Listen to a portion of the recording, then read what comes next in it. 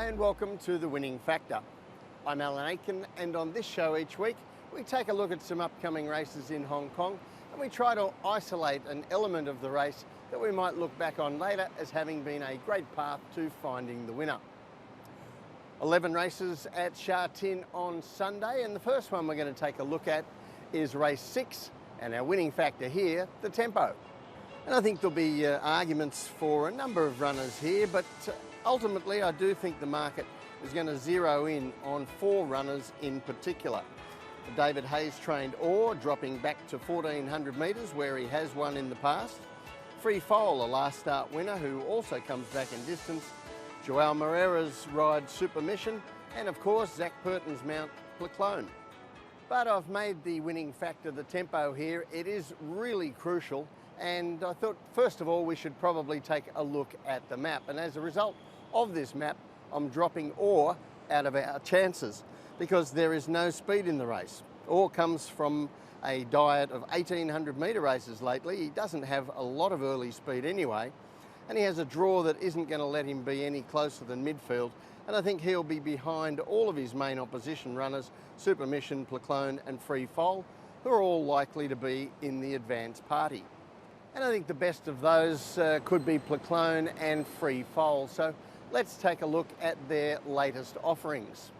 And this is race 694. This is Free Foal breaking through for his first win. This is 1600 metres, and in the blue and grey colours he pushes forward but never really gets in, never manages to get in closer than 3 wide outside the leaders. But the heat map is a very important tool here as we see little pressure in the first half of the race. All blue, the heat maps there, and the race just became a 400 metre sprint down the straight. So being wide, not so much of a disadvantage under these circumstances. In fact, it can even be an advantage in this scenario because Free Foal is out in the open, able to stride comfortably and make his move whenever he liked. And then there's Pleclone's latest run, and this wasn't a win, but it was a defeat with plenty of merit. This is race 710, and he's in black colours, gate 1. He jumps okay for Matthew Poon, and the jockey has him trailing a speed that wasn't that quick early, but wasn't that slow either. And he even has to check off heels briefly after the 900 metres as the pace slows momentarily. And then we see him in that spot to the home turn on the inside. He has a few traffic problems after turning into the stretch, but when he gets clear, he runs on very well. Not that he would have beaten the winner by any means who trotted up, but he does handle the rest pretty well and gets into second over the final stages. And on Sunday, it's champion jockey Zach Purton who takes over the reins, and I thought that would be a good opportunity for us to take a look this late in the season at the partnerships that have proved the most profitable for Purton with trainers over the current season.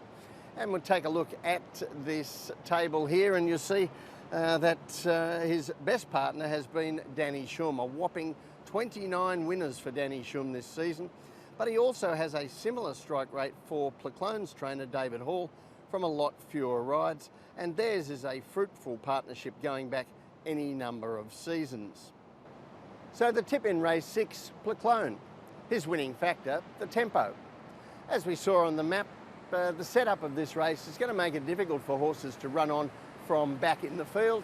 Pleclone is usually somewhere near the speed and therefore has the tools to win the race, but he also has that deadly Zach Purton, David Hall partnership working for him. The other race I want to examine is race 11, and our winning factor here, the weights. And a key point here is how the real chances are divided up in the field. Up the top of the weights, in fact, saddle cloths 1, 2, 3, 4, we have Beauty Fit and All for St Paul's, who recently fought a similar race out. California 10 is getting near his first Hong Kong win, and Serious Liaison, who has really found his form since a recent stable change to Casper Founds. While down at the bottom of the weights, we have Ultra Express for Joao Moreira and Tony Millard. And what's interesting about that is that we have the 4 top weights basically versus the bottom weight, and a minimum weight difference between Ultra Express and the ones up the top of 13 pounds, and that's because He's coming up into Class 3 from Class 4, where he was a smart winner at his latest run. And we're going to take a look at that now. This is race 636. He's in green and white colours from gate 1. Not the best to begin, which has been a little issue with him, but Moreira gets busy, rides him along and manages to hold a place in midfield through a second section here that was quite sharp and does soften up the ones on the front, but also keeps Ultra Express chasing under his top weight. Now he gets plenty of favours in the run as a result of gate 1. He doesn't go around a horse until he comes around the leader in the home straight, but he gets balanced up, he shoots away and gets the job done with some authority. Now 2 weeks later, the two horses I think are his strongest opposition here fought out a race in this same Class 3 over 1600 metres. And this is race 678, and we see a different style of race to the one we've just watched, with All for St Paul's here in the blue dictating the tempo, and Beauty Fit in midfield in pink and black colours. And All for St Paul's, he's a very honest horse in this situation when he isn't pressured early, and he can dictate the pace, and he doesn't actually sprint that quickly when he goes for home, but he does find a kick and keeps fighting. And Beauty Fit, well, he shows some really good acceleration here, considering the way this race was run, to get him out of midfield, up to challenge the leader, and after a bit of a battle over the final 100 metres, he gets to the front with 60 metres to go, and they came away from the others. Now, critically for All for St Paul's on Sunday, he gets to see his old mate Beauty Day again. And we'll take a look at the map, and the reason I say he's an old mate is because they both like to lead, and they met in a race in April, a race which was won by Serious Liaison in fact, and it was Beauty Day who took the lead from All for St Paul's and made sure things were not quite that easy for him, and I think that will happen on Sunday too, and that certainly makes it a little bit harder for All for St Paul's. It also gives an edge to horses finishing off like Beauty Fit and Ultra Express. Now that map for Ultra Express going from gate 1 to gate 11 has a little bit of an edge to it, because as we've seen, he isn't the best of beginners.